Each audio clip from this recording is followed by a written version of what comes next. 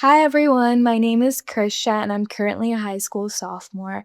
And today I really want to talk to you about some very important research done by the Pediatric Trials Network, specifically on the pharmacokinetics and dosing of diazepam for children experiencing severe seizures.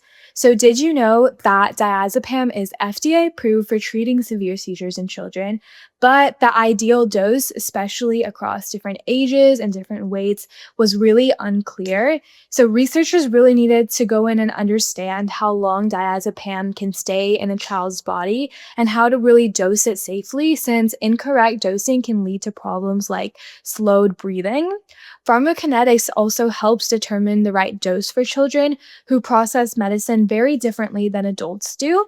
And to answer this question, researchers went and they analyzed data from a US study across 11 children's hospitals involving 87 children between the ages of 3 months to 17 years old who arrived in emergency departments with severe seizures. So the goal was really to understand diazepam's processing in children and determine dosing that resulted in effective drug levels.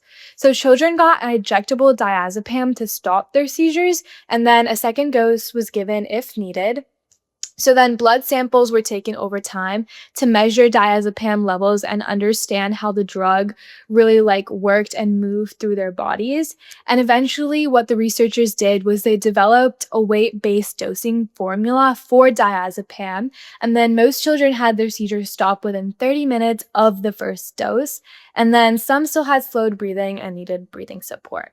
And overall, this entire research process led to this very important finding that was so important because the results were submitted to the FDA themselves, leading to updated diazepam labeling with clear dosing guidance for children of different weights.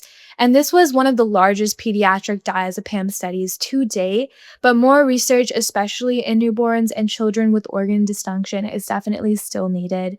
And personally, to me, pediatric research is really important because I think that children should be getting the best medical care possible, and studies like this one work to make that happen. And I also want to be a pediatrician in the future, so I can really recognize the importance of research and furthering medical care in general. Thank you.